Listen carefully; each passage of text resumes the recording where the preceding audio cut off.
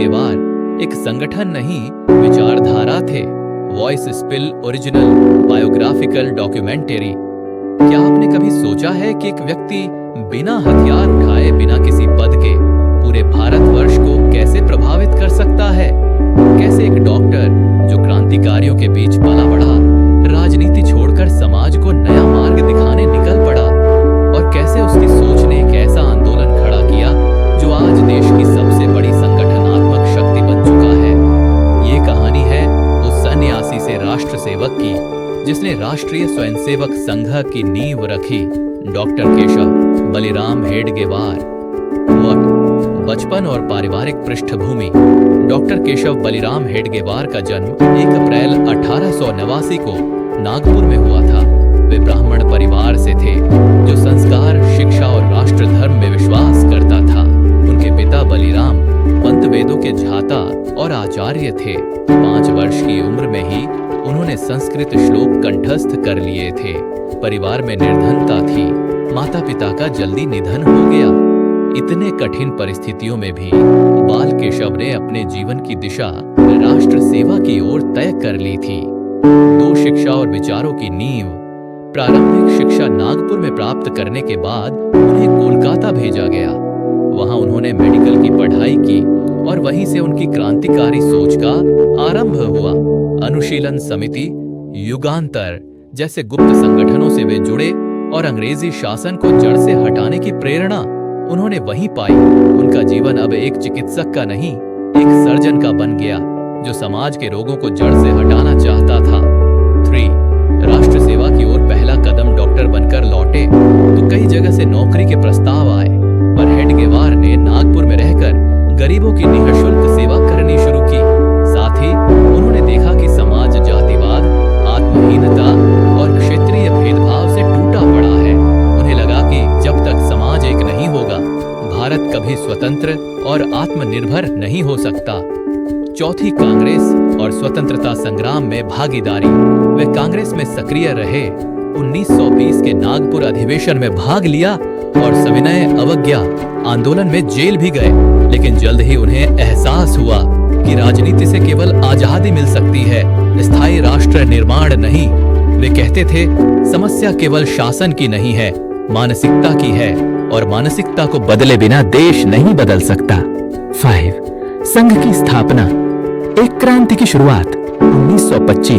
1925 की विजयादशमी को नागपुर में कुछ युवाओं के साथ मिलकर उन्होंने राष्ट्रीय स्वयंसेवक संघ RSS की स्थापना की। ये कोई राजनीतिक संगठन नहीं था, बल्कि एक चरित्र निर्माण केंद्र था।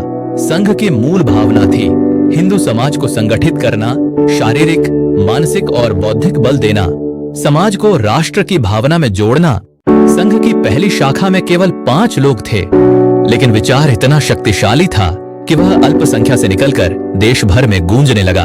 6. संघ की कार्यशैली, अनुशासन और आत्मबल। संघ शाखाओं में सूर्य नमस्कार, व्यायाम, खेल, देशभक्ति के गीत, ऐतिहासिक कथाएं और प्रेरक प्रसंग, अनुशासन और नेतृत्व का अभ्यास। यह कोई साधारण खेल नहीं था, यह राष्ट्र निर्माण की प्रयोगशाला थी। 7. डॉ.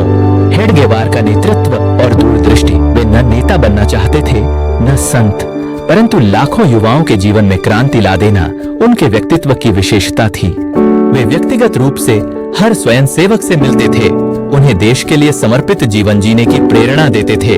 उनका संदेश था, भारत को मुक्त करना है तो पहले उसे आत्मबलवान बनाना होगा। 8. अंतिम समय और अविस्मरणीय विरासत। 21 जून 1940 को उनका निधन हो गया। मृत्यु से पहले वे केवल एक बात कहकर गए, संघ रुके नहीं, बढ़ता जाए। यह मेरा जीवन है, मेरी आत्मा है। आज संघ भारत का सबसे बड़ा सांस्कृतिक संगठन है, जिसका प्रभाव शिक्षा, समाज सेवा, राजनीति, विज्ञान, कला हर क्षेत्र में है। 9. आज के भारत में डॉ. हेडगेवार की प्रासंगिकता। आज जब भारत आत्मनिर्भरता, सांस्कृतिक गौरव और वैश्विक नेतृत्व की ओर अग्रसर है, तब हेडगेवार जी का दृष्टिकोण और भी अधिक प्रासंगिक है।